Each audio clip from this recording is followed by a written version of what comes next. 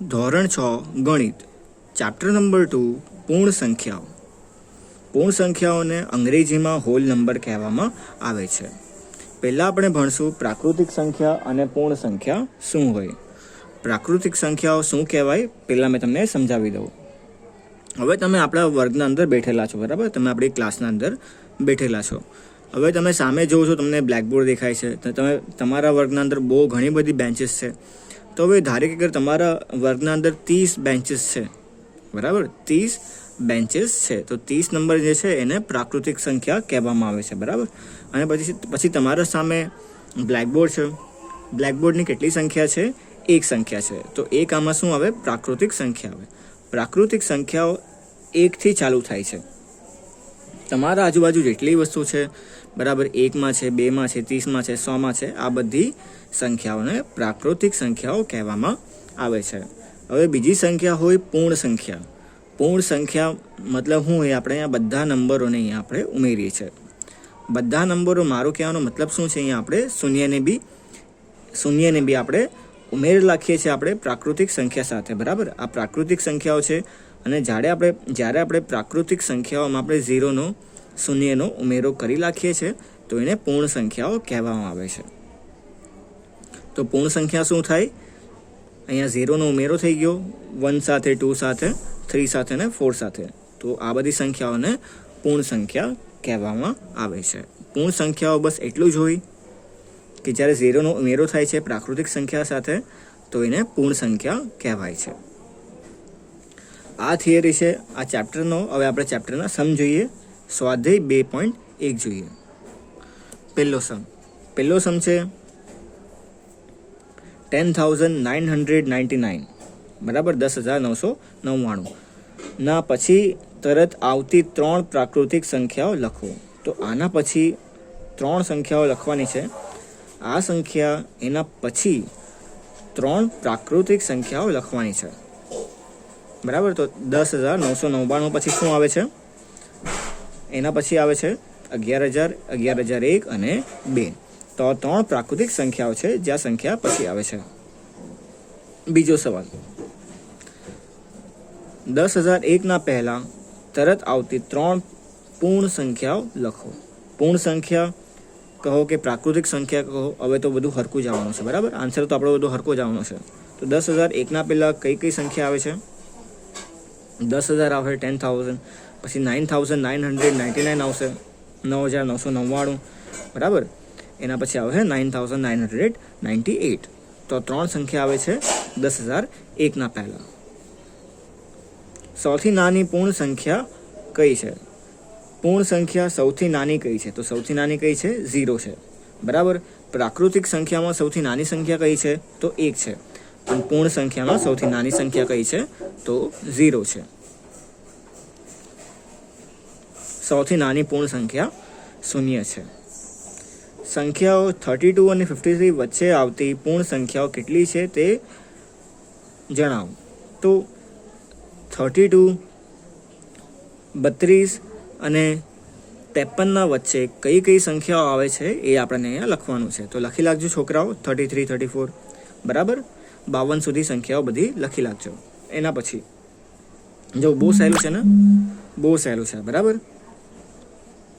એના પછી નીચે આપેલી સંખ્યાઓ પછી તરત આવતી સંખ્યા જણાવો. તો આના પછી કઈ સંખ્યા તરત આવે? તો આ સંખ્યામાં અગર 1 તમે ઉમેરી દો તો આના પછીની સંખ્યા તમને મળી જશે. હવે જો 24,000 આવું છે, 24 એકમ, દશક, 100, એના પછી 1,000, 10,000, લાખ ને 10 લાખ. તો 24,40,701. અગર એમાં આપણે 1 ઉમેરી દઈએ તો આપણને શું મળશે? 24,40,702 મળશે, બરાબર? 1 ને 1 પ્લસ થઈ જાય તો 2 મળે, બરાબર? એના પછી આ સંખ્યામાં 1 વધારી દો તો આમાં 199 છે તો 200 થઈ જશે, બરાબર? આ સંખ્યામાં 1 ઉમેરી દો, પછી આ સંખ્યામાં 1 ઉમેરવાનું છે. બસ તમને આટલું જ કરવાનું છે. આ જે સંખ્યાઓ છે આમાં તમને એક સંખ્યા ઉમેરી દેવાની છે, +1 કરવાનું છે, બરાબર? 1નો સરવાળો કરવાનો છે આ બધી સંખ્યાની અંદર. નીચે આપેલી સંખ્યા તરત પહેલાની સંખ્યા જણાવો. તો હવે આ સંખ્યાના પહેલા કઈ સંખ્યા આવે છે? આ સંખ્યાની પહેલા આ સંખ્યા અને એની પહેલાં કઈ સંખ્યા આવે છે? 94ના પહેલાં કઈ સંખ્યા આવે? તો કઈ આવે? 93 આવે. બરાબર, 93 આવે. 94ના પહેલાં શું આવે? 93 આવે. 10,000ના પહેલાં શું આવે? 9,999 આવે. આના પહેલાં કઈ સંખ્યા આવે છે એ લખજો, આના પહેલાં કઈ સંખ્યા આવે છે એ લખજો. મેં તમને આની PDF ફાઇલ સેન્ડ કરી લેવા, તમે જવાબ જ્યારે લખી દો તો એકવાર ચકાસી લેજો આપણી નોટબુકના અંદર. આ બધી જે સ્વાધ્યાય 2.1 છે, 1.1 હતી, બરાબર, 1.2 હતી, 1.3 હતી, બધી સ્વાધ્યાય તમને આપણે નોટબુકના અંદર લખવાની છે. અને 7 દિવસે હવે અમે તમને બોલાવશું સ્કૂલમાં ચેકિંગ માટે ફોન કરીને, બરાબર. એના પછી જોઈએ કે નીચે આપેલી સંખ્યાઓમાં જોડીમાં સંખ્યા રેખા પર કઈ સંખ્યા ડાબી બાજુ આવશે અને કઈ સંખ્યા જમણી બાજુ આવશે તે જણાવો તથા તેમના વચ્ચે ચિહ્ન, આ ચિહ્ન છે એ ઉપયોગ થશે તે પણ જણાવો. સારું, તો પહેલાં અહીંયા આપણને શું કરવાનું છે? અહીંયા આપણને સંખ્યા રેખા ઉપર, બરાબર, સંખ્યા રેખા ઉપર આ નંબર અને આ નંબર લખવાનો છે. ધારે કે અગર મેં સંખ્યા લખું છું 0 અને પછી લખું છું 500, પછી 510 આવે, પછી 520 આવે અને પછી 530 આવે, બરાબર. ને 500 લખો, બરાબર, 500 લખો તો 501, 502 અને 503. તો સંખ્યા રેખા પર આ બધી સંખ્યા આવે છે. 501, 502, 503, પછી 530 સુધી તમને લખજો. 500 થી લઈને તમે 530 સુધી લખી શકો સંખ્યા રેખા ઉપર. એના પછી તમને બતાવવાની છે, તમને આ ચિહ્ન દેવાનું છે, બરાબર. જો 530 અને 503 ધારે કે, તો 530 અને 503, તો આ બંને વચ્ચે કયો ચિહ્ન આવે છે? આ બંને વચ્ચે મોડું ખુલ્લું થશે 530 તરફ અને ચોંચ આવશે 503 તરફ.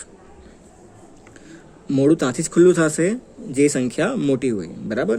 હવે જો ધારે કે અગર 370 છે તો 307 છે, તો આમાં કઈ સંખ્યા મોટી છે? આ સંખ્યા મોટી છે, એટલે મોડું આની તરફ ખુલશે.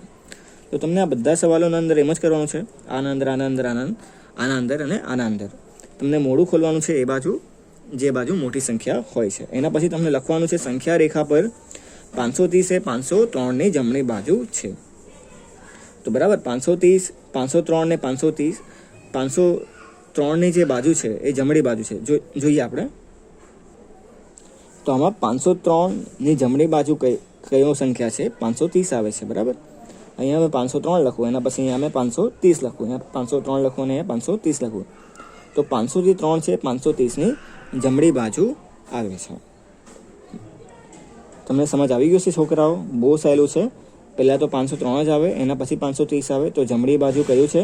530 છે, બરાબર. 503ની જમણી બાજુ કઈ છે? 530 છે.